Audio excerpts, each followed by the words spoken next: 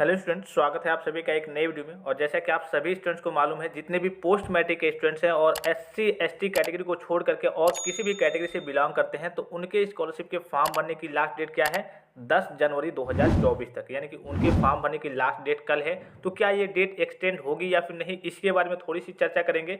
सबसे पहले सभी बच्चों के डेट के बारे में बात कर लेते हैं। तो जो पोस्ट मैट्रिक के बच्चे हैं, यानी पोस्ट मैट्रिक कहिए या फिर post matric other than intermediate कहिए या फिर नॉर्मल भाषा में कहिए कि 9-10 को छोड़ करके उससे ऊपर की जितनी पढ़ाई होती है, 11-12 या फिर कोई कोर्स आप कर रहे हैं ग्रेजुएशन के, पोस्ट ग्रेजुएशन के या फिर डिप्लोमा वगैरह कर रहे हैं, तो सभी के लिए डेट समान रहती है। तो इसमें कैटेगरी बाय कैटेगरी डिवाइड है।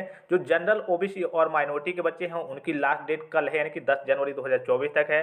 जो एससी और एसटी के बच्चे हैं उनकी लास्ट डेट क्या है? जो सेकेंड राउंड उनका स्टार्ट हुआ है, तो 1 जनवरी 2024 से लेकर के 31 मार्च 2024 तक उनके फॉर्म भरने की लास्ट डेट है। जो प्री मैट्रिक के बच्चे हैं, और प्री मैट्रिक मतलब कक्षा 9-10 और किसी भी कैटेगरी से बिलोंग करते हैं, किसी भी कैटेगरी मतलब general, OBC, minority, SC ST, तो उन सभी के बच्चों के लिए फिर से कल ये की डेट एक्सटेंड की गई है 8 से लेकर के 14 के लिए। ठीक है, 8 से लेकर के 14 जनवरी 2024 तक वो बच्चे फिर से अपना रजिस्ट्रेशन कर सकते हैं, ऑनलाइन फॉर्म फिलअप कर सकते हैं, जो प्री मैट्रिक के यानी कि कक्षा 9-10 के बच्चे हैं। ठीक है, सभी डेट आपको मालूम चल गया। अब ये डेट आपकी बढ़ेगी या फिर नहीं, इसके बारे में थोड़ी सी चर्चा कर लेते हैं। सबसे पहले तो मैं आपको एक चीज बताना चाहूंगा, और पता नहीं क्यों ये शासन इस तरीके से नियम लगाता है। मान लीजिए, सपोज कीजिए कि जो एससी एसटी के बच्चे हैं या फिर जनरल, ओबीसी, माइनॉरिटी के बच्चे हैं, सभी तो पढ़ने वाले ही बच्चे हैं। और इसमें ज्यादातर करिए कि एससी एसटी वाले बच्चे आर्थिक रूप से कमजोर और गरीब हो सकते हैं। जनरल, ओबीसी और माइनॉरिटी वाले भी बच्चे, कई सारे ऐसे बच्चे हैं जो आर्थिक रूप से कमजोर और गरीब होते हैं। तो स्कॉलरशिप जो देना अलग, जैसे मान लीजिए जो स्कॉलरशिप आती है, परसेंटेज क्राइटेरिया रहता है। कभी कभी जब फंड की समस्या आती है तो किसी का 65.2 पिछली बार लग गया था ओबीसी के बच्चों का, जनरल के बच्चों का। ठीक है, किसी का कहिए कि 60 लग गया था। इस तरीके से परसेंटेज क्राइटेरिया का रूल लगता है। तो वो तो बहरहाल आगे की चीज़ है। कम से कम जो फॉर्म भरा जाता है तो उसकी तो डेट उनको कम से कम अच्छे तरीके से देनी चाहिए। अभी फिलहाल में आपने देखा होगा, आपकी मान लीजिए कि सारी चीज़ें सही है। एक और अभी ऑफिशियल नोटिस है, इसको भी मैं आपको बताऊंगा। आपने मान लीजिए कि फॉर्म भर रहे हैं आप, तो एनपीसीआई की समस्या आ रही है। आपकी ओर से पूरी चीज़ें सही है, ठीक है, आपकी पूरी चीज़ें एक्टिव भी दिखा रही है, हर एक चीज़ मैनेज है, हर एक चीज़ सही है, फिर भी आपका एनपीसीआई का वेरिफिकेशन नहीं हो रहा है। कब हो पाएगा वो? जब एक बार फिर से आपकी वेबसाइट अपडेट होगी, क्योंकि आपने कई बार ट्राई किया होगा, दिन में रात में नहीं हो पा रहा है, आपका एक्टिव भी है।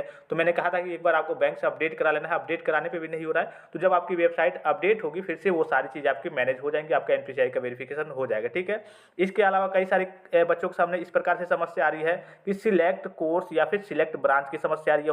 हो सकता है आपके सामने भी ये समस्या आ रही होगी, और इसी कारणवश बच्चे अपना फॉर्म फिलअप नहीं कर पा रहे हैं। कई प्रकार की समस्या आ रही है, ठीक है, जिसमें से ये मुख्य कुछ समस्याएं हैं। तो ये भी समस्या आ रही है। अब इसमें कहिए कि आपके स्तर से तो कोई गलती नहीं है, ये कहिए कि आपकी यूनिवर्सिटी के स्तर से गलती है, या फिर कहिए कि जो आपके यूपी स्कॉलरशिप का विभाग है वहाँ पे भी कुछ चीज़ें मैनेज होती हैं आपके कॉलेज के, आपके यूनिवर्सिटी के द्वारा, वहीं से ये सारी चीज़ें मैनेज होंगी। आपकी ओर से इसमें कोई गलती नहीं है। तो जाहिर सी बात है, इस चीज़ को देखते हुए विभाग कोशिश भी करेगा, और चूंकि यूनिवर्सिटी वाले कहिए कि नोटिस जारी कर देते हैं, विभाग को नोटिस भेजेंगे। आपका हर एक कहिए कि डिपार्टमेंट की बात करें, जैसे आप मान लीजिए कि जनरल से बिलोंग करते हैं या फिर ओबीसी या फिर माइनॉरिटी से, सभी के लिए अलग अलग विभाग होता है। तो सभी विभाग क्या करेंगे, स्कॉलरशिप के लिए फिर से विभाग को, जो मेन विभाग होता है, उसको नोटिस देंगे कि कम से कम आप फिर से डेट को एक्सटेंड कीजिए। और यहाँ तक देखिए, आप अंतर देखिए, मान लीजिए कि जो एससी एसटी के बच्चे हैं उनका सेकेंड राउंड है, 31 मार्च 2024 उनके फॉर्म भरने की लास्ट डेट है। और वहीं जो जनरल, ओबीसी और माइनॉरिटी के बच्चे हैं उनकी 10 जनवरी 2024 लास्ट डेट है। कम से कम उनको इतना सोचना चाहिए, स्कॉलरशिप देना ना देना वो आगे की चीज़ है। ठीक है,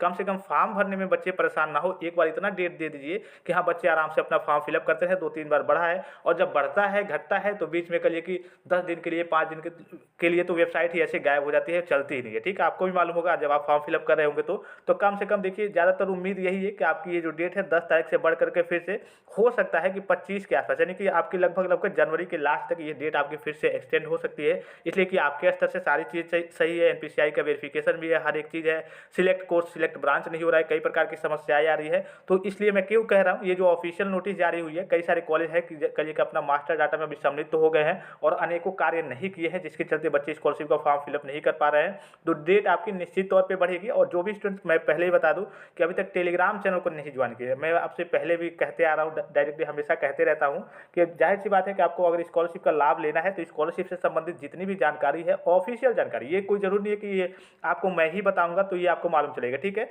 आप जा करके टेलीग्राम से जो नोटिस वगैरह है, नोटिस को खुद भी आप अपने स्तर से पढ़ सकते हैं। आप मान लीजिए कि आपके जो कैटेगरी हो गई SC ST general OBC minority सभी के लिए अलग अलग नोटिस आती है, तो नोटिस आपको टेलीग्राम पे सेंड की जाएगी। या फिर आप मान लीजिए कि प्री मैट्रिक के स्टूडेंट्स हैं, कक्षा 9-10 के स्टूडेंट्स हैं, तो आपके लिए नोटिस अलग से आती है। तो ये जो विभाग ऑफिशियल नोटिफिकेशन जारी करता है वो सारी नोटिस आपको टेलीग्राम पे मिल जाएंगी, ठीक है। तो आप टेलीग्राम स्तर पे भी बने रहेंगे, यहाँ पे भी बने रहेंगे, तो आपको कुछ ज़्यादा कह लीजिए कि पूछना भी नहीं पड़ेगा, कमेंट भी नहीं करना पड़ेगा। काफ़ी सारे स्टूडेंट पूछने लगते हैं सर करेक्शन की डेट क्या है, सर इसकी डेट क्या है, आपको हर एक चीज़ मालूम है, इतने तो आप पढ़े लिखे हैं। तो नोटिस से जाइए, नोटिस से आप सारी चीज़ों को देखिए, इसमें आपको हैरानी में पढ़ने की जरूरत नहीं है कि भाई हम सर्च करें कि करेक्शन की डेट क्या है, फिर पैसा कब तक आएगा, फिर स्टेटस कैसे दिखेगा, कब से दिखेगा। तो ये सारी जानकारी आपको वीडियो को यानी कि लेक्चर भी आप वीडियो भी आपको प्रोवाइड किया जाता है उसका। उसके अलावा नोटिस भी आपको टेलीग्राम पे सेंड करी जाती है कि जो बच्चे के लिए कि अगर उनके पास समय नहीं है तो आप अपने स्तर से जाकर के नोटिस वगैरह भी देखते रहेंगे, तो वहाँ से भी आपको सारी जानकारी मिल जाएगी, ठीक है।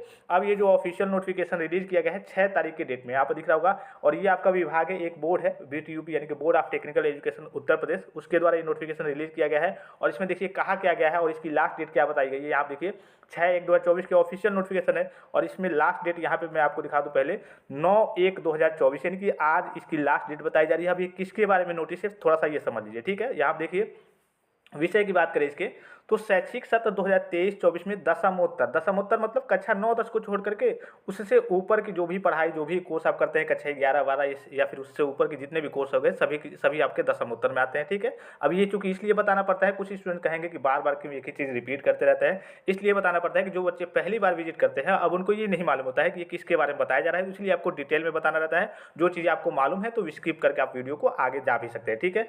तो शैक्षिक सत्र 2023-24 में दशमोत्तर छात्रवृत्ति एवं शुल्क प्रतिपूर्ति हेतु आवेदन करने वाली निजी क्षेत्र की संस्थाओं के परिषद कार्यालय द्वारा दशमोत्तर छात्रवृत्ति एवं शुल्क प्रतिपूर्ति पोर्टल पर मास्टर डाटा को लाभ अग्रसारित कराए जाने के संबंध में, यानी कि अभी भी कई सारे ऐसे मास्टर डाटा में सम्मिलित होने के लिए उसको लाभ कराना, उनके फॉर्म को कल के उनका भी वेरिफिकेशन होता है कि कौन कौन से इंस्टीट्यूट, भाई जाहिर सी बात है जो नई नई संस्थाएं आती है फिर जो भी इंस्टीट्यूट होते हैं उनको पहले मास्टर डाटा में हर बार सम्मिलित होना होता है, कुछ प्रोसेस होता है, उनका भी वेरिफिकेशन होता है। कहीं ऐसा तो नहीं है जैसे कि आपने यूपी स्कॉलरशिप की अगर ऑफिशियल वेबसाइट पर जाएंगे तो वहाँ पे ब्लॉक लिस्ट है, ठीक है, कॉलेजों की ब्लॉक लिस्ट है कि कौन कौन से कॉलेज स्कॉलरशिप का फॉर्म फिलअप नहीं कर पाएंगे। क्यों नहीं कर पाएंगे? क्योंकि वो घोटाला वगैरह कर देते हैं, बच्चों का गलत तरीके से डाटा फिलअप करा करके और पैसा वगैरह हड़प लेते हैं, इसीलिए उनको ब्लॉक लिस्ट में कर दिया जाता है। और उस कॉलेज के, उस यूनिवर्सिटी के कोई भी बच्चा कहिए कि यूपी स्कॉलरशिप का लाभ नहीं ले पाएगा अगर ब्लॉक लिस्ट में आपका इंस्टीट्यूट, आपका कॉलेज हो जाता है, तो ये हर बार होता है, ठीक है। तो इसी चीज को लेकर के फिर से डेट दी गई है, यहाँ पर देखिए। अतः उपरोक्त संस्थाओं के प्रधानाचार्य निदेशक को निर्देशित किया जाता है कि वह अपनी संस्था के छात्रवृत्ति एवं शुल्क प्रतिपूर्ति संबंधी समस्त अभिलेखों यथा समस्त वर्षों के संबद्धता विस्तार, संबद्धता पत्र, ठीक है। इसके अलावा देखिए छात्रवृत्ति एवं शुल्क प्रतिपूर्ति संबंधी पोर्टल पर संस्था द्वारा लाभ किए गए मास्टर डाटा की छायाप्रति जिसमें संस्था का नाम स्पष्ट रूप से अंकित हो आदि के साथ दिनांक 9/1/2024 की अपहरण 2 बजे तक, यानी कि आज की बात है, आज लास्ट डेट है, 2 बजे तक परिषद कार्यालय में प्रत्येक दशा में उपस्थित होकर अपनी संस्था के मास्टर डाटा लाभ अग्रसारित यानी कि फॉरवर्ड कराना सुनिश्चित करें।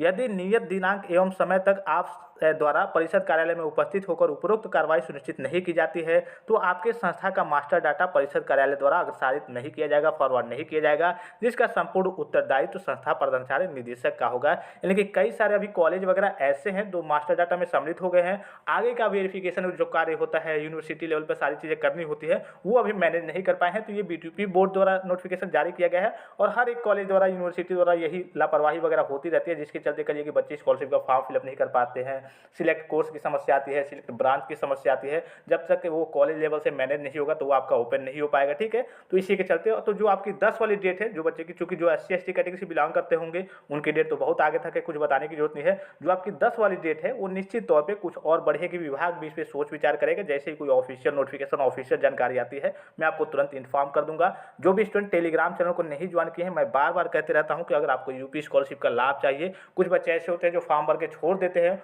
उनको ये भी तक नहीं पता होता है कि स्टेटस रिलीज होता है, स्टेटस क्या होता है ये भी नहीं पता होता है, स्टेटस कब रिलीज होता है, कैसे चेक करना होता है, चेक करने पे क्या क्या बताता है, कब हमें करेक्शन कराना होता है। अब वही बच्चे वंचित रह जाते हैं लास्ट में, और पता चलेगा जब लेट से मालूम चलेगा बाद में करेक्शन वगैरह कराना पड़ेगा या फिर उनके पास जानकारी होती ही नहीं है। तो अगर आप टेलीग्राम पे रहेंगे तो सारी जानकारी आपको टाइम टू टाइम मिलती रहेगी। यूपी स्कॉलरशिप से संबंधित हर एक प्रकार की ऑफिशियल और ऑथेंटिक जानकारी कम समय में और सबसे पहले आपको वहां पे मिलेगी, ठीक है। तो फिलहाल इस वीडियो में इतना ही। और भी कोई कंफ्यूजन हो, कोई डाउट हो, कोई क्वेरी हो तो आप कमेंट करके पूछ सकते हैं। धन्यवाद, थैंक्स फॉर वॉचिंग, मिलते हैं नेक्स्ट वीडियो में।